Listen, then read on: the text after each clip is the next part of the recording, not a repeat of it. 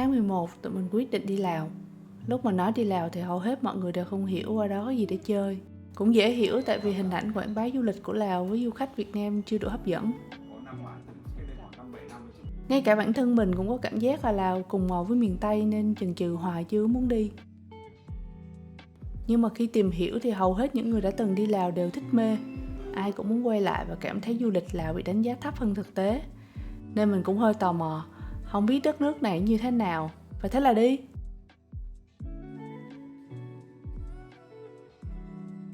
Từ Sài Gòn thì phải bay 2 chuyến mới tới được Lào.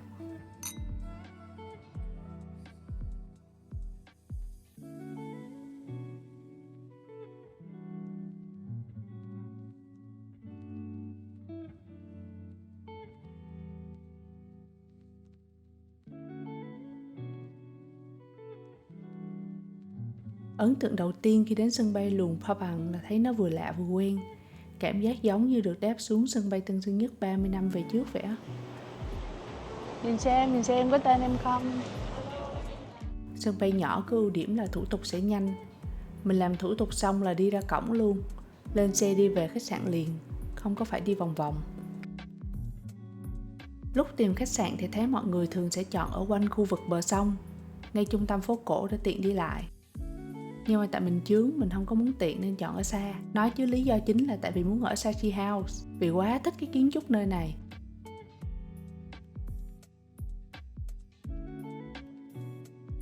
Tới nơi thì công nhận nó đẹp thiệt, mà nó còn có câu chuyện lịch sử nữa. Trước khi làm khách sạn thì chỗ này là nơi ở của Hoàng thân Đỏ. Ông này đặc biệt có một cái mối ban giao rất là thân thiết với Việt Nam. Vợ của ông cũng là người Việt luôn. Thông tin này thì lúc ở mới đi Google, coi như là sẵn được học lịch sử Lào luôn. Luang Prabang nổi tiếng nhờ sự giao thoa độc đáo giữa kiến trúc Lào với cái kiến trúc thời thuộc địa của Pháp. Chỉ cần ở trong khách sạn này là có thể cảm nhận sâu sắc được thẩm mỹ và không gian của thời đó. Phần nào có thể hình dung ra được đời sống của một cái gia đình hoàng gia thời Pháp thuộc tại Đông Dương như thế nào, giống như là mình được dạo chơi trong bảo tàng vậy á. Cả một buổi chiều chơi ở khu vực này mà mình cứ phải liên tục thán phục. Không hiểu tại sao người xưa họ lại biết tạo ra một không gian sống tinh tế, duyên dáng, rất phù hợp với nơi này. Ánh sáng chiếu vô ô cửa sổ nhìn giống như là một bức tranh vậy á. Mà tiếc là mình chụp không có được đẹp nên không thể khắc họa được.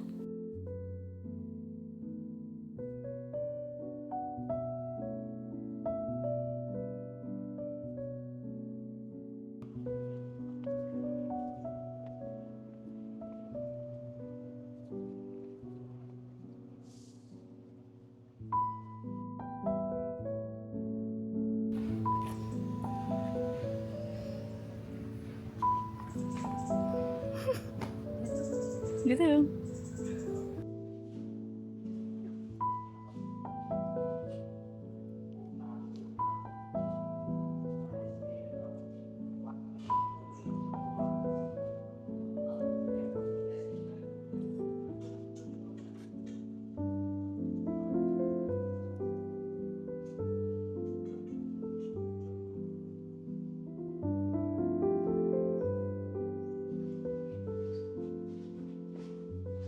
Trong phòng thì họ giữ luôn cái kiến trúc Pháp, nên toilet ở bên phải, phòng tắm ở bên trái, tách biệt ra.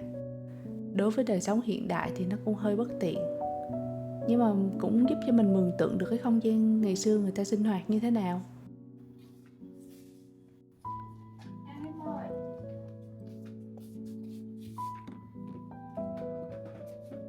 Ngon không? Nó vô cơm Việt Nam.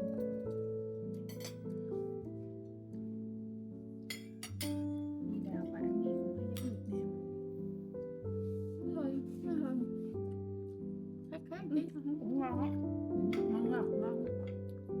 ngon khác chứ nó không có lạ quá, nhưng mà ăn nó ngon, cơm nó ướt hơn.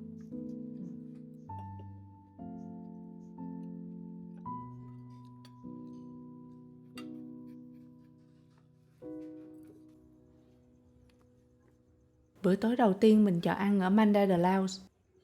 Từ chỗ khách sạn đi qua đây có 5 phút à. Mặc dù mình chưa đặt chỗ trước và bên nhà hàng cũng hơi đông, nhưng họ vẫn nỗ lực kiếm cho mình một vị trí ngồi đối diện với hồ sen vì muốn đảm bảo cho mình có trải nghiệm tốt nhất tại nhà hàng. Nhân viên ở đây phục vụ rất là nhiệt tình. Cảm giác như họ yêu thích và hiểu rất rõ công việc. This one? Yeah. Okay. Which one is good? So for me, if you take the Optium Pie, it's going to be better with this one because in the Optium Pie you have some sauce. Yeah. You can mix it with this one. I'll go to this one. And have one less peachin. One pigeon. Okay. No, maybe two. To the pigeon? Okay, perfect. Thank you. Cái tên Manda trong tiếng Lào nghĩa là mẹ. Khách du lịch muốn ăn vị Lào truyền thống thì thường sẽ chọn ăn ở đây. Giống như ở Sài Gòn mình muốn đi ăn cơm Việt Nam thì sẽ chọn đi ăn quán của mẹ hay ăn cục gạch vậy á. Mình gọi xúc xích Lào, ô lam, steak trâu, món nào cũng ngon hết. Cả ly gin cũng ngon luôn.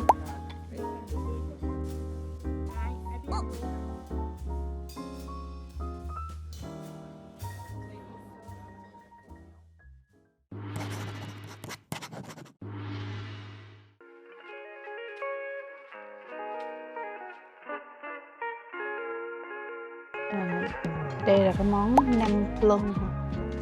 Nem plung, nước mắm, ớt, này là bánh xèo, dồi.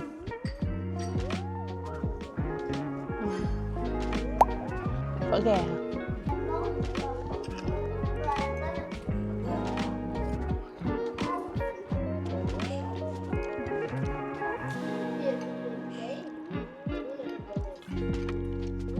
Nhưng mà đồ ăn ở đây bữa giờ ăn, hôm qua giờ ăn á, nó không có bị cái kiểu cay xé giống như đồ ăn Thái.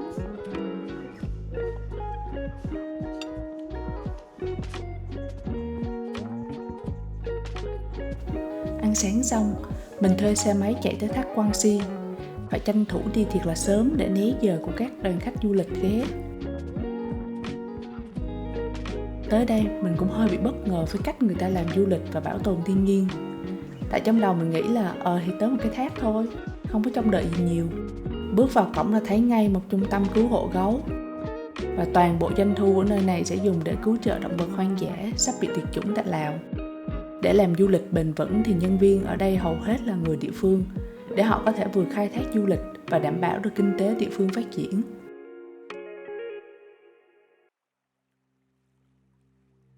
Cây cối thác ở đây đẹp hơn mình tưởng.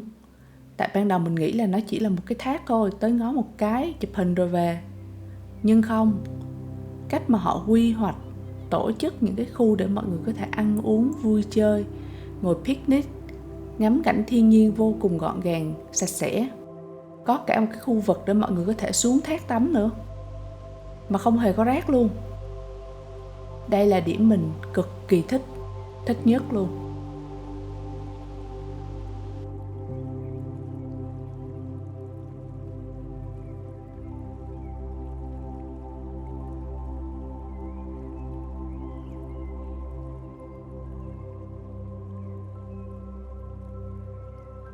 Đó là mình tới, không chỉ để ngắm cảnh chụp hình mà còn có một cái không gian cho phép mình được tận hưởng cái vẻ đẹp của thiên nhiên.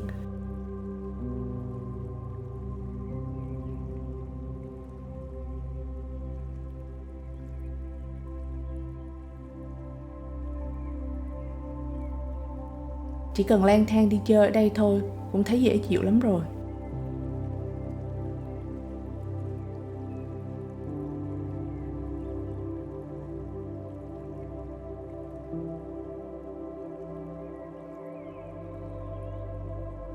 Không có nhiều tiếng ồn, không có hát karaoke, không có mở nhạc to.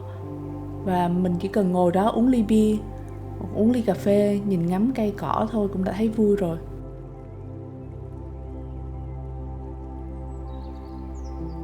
Chơi trong rừng đã, xong mình đi ra ngoài cổng sẽ gặp rất nhiều nhà hàng. Mình thích cái sự tĩnh lặng ở cái thác này.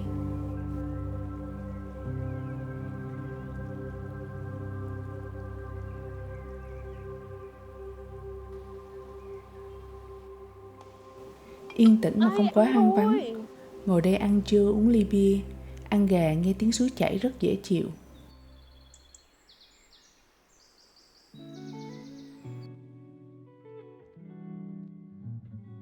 Điều mình nhận ra trong thời gian ở đây là có một cái sự lững lờ trôi. Không ồn ào, mọi thứ cứ êm đềm tồn tại. Không cần ra sức biểu diễn làm trò nổi bật, mà rất đẹp. Dự tính là tới đây sẽ không làm gì, nhưng mà cũng hơi bị hối hả. Do thác Quan Si vui hơn dự tính nên mình bị về trễ. Chỉ sợ không kịp ngắm hoàng hôn nên 3 chân 4 cẳng chạy theo dí cho kịp ánh mặt trời.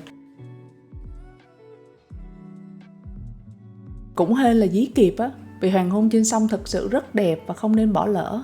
Mình còn có mỗi một ngày cuối ở đây nên mình phải ngắm cho được hoàng hôn. Ngồi ở đó nhìn tàu trôi qua, lại uống một chai bia Lào, cảm thấy cuộc sống nó quá tuyệt vời.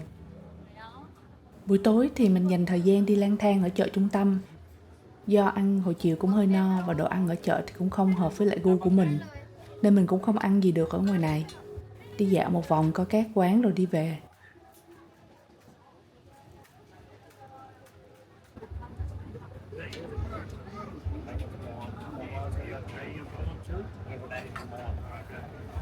Người Lào bán hàng hiền lắm.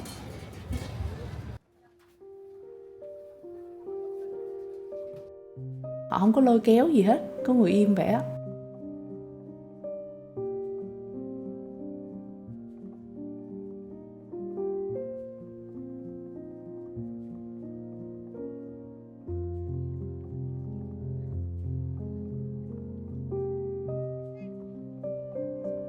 Mặc dù đồ thủ công mỹ nghệ rất là đẹp luôn, mà tại phong cách của mình không có phù hợp, nên không biết mua cái gì hết.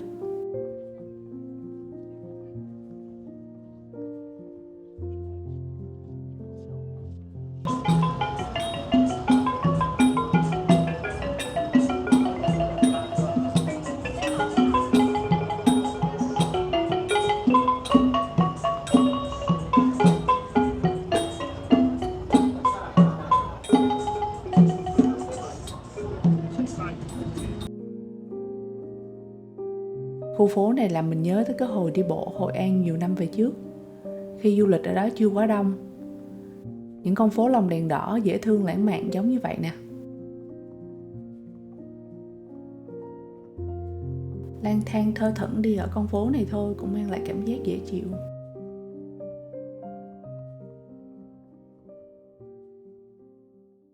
Và làm sao thiếu được khi đi du lịch mà không ghé 7-Eleven.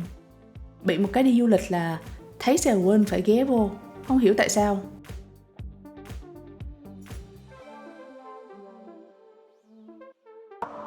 Không nói tưởng Sài quên của Thái Lan luôn. Và mình đã kết thúc một ngày quá nhiều hoạt động tại Luang Prabang bằng một ly Coca. Chỉ còn một buổi sáng cuối cùng ở đây thôi, nên dù rất mệt mình vẫn phải cố gắng dậy sớm để có thể tham gia cho được lễ khất thực Tắc Phát. Lúc mình đi là cũng hơi bị trễ rồi. Cứ tưởng là xong rồi, nhưng không, cứ chạy vô trong khu trung tâm. Nhìn thấy chỗ nào họ để mấy cái hàng ghế xanh đỏ như vậy nè. Chịu khó ngồi chờ một xíu sẽ có đoàn tăng khác tới. Họ bán cũng nhẹ nhàng lịch sự, không có chèo kéo. Thích chỗ nào ghé vô cũng được. Mình mua xôi, khăn, bánh ở mấy cô này.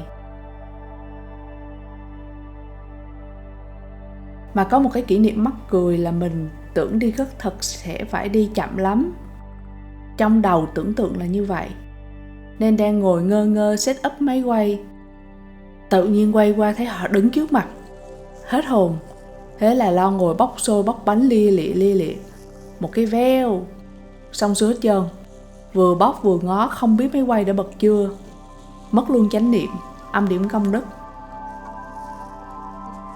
Dù có rất nhiều đoàn xe tới nhưng mà ở đây thú vị ở chỗ là họ không có trình diễn cho du khách coi. Cuộc sống thường nhật của họ nó là như vậy. Mà mình là du khách, mình chỉ tới mình được hưởng ké một chút văn hóa nơi này. Nên nó rất đặc sắc, không nên bỏ qua. Đây là một cách khai thác du lịch qua văn hóa rất là đặc trưng.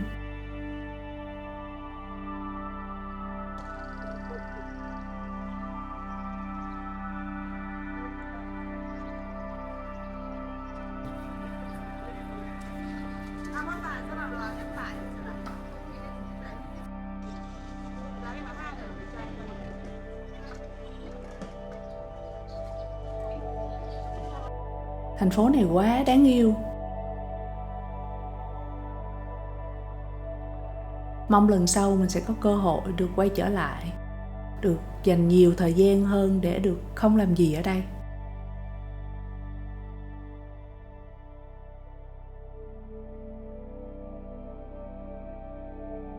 Và nếu đến Luang Prabang, chịu khó dậy sớm, dành thời gian để được hòa mình ở trong cái không khí buổi sáng tại đây, rất là tuyệt.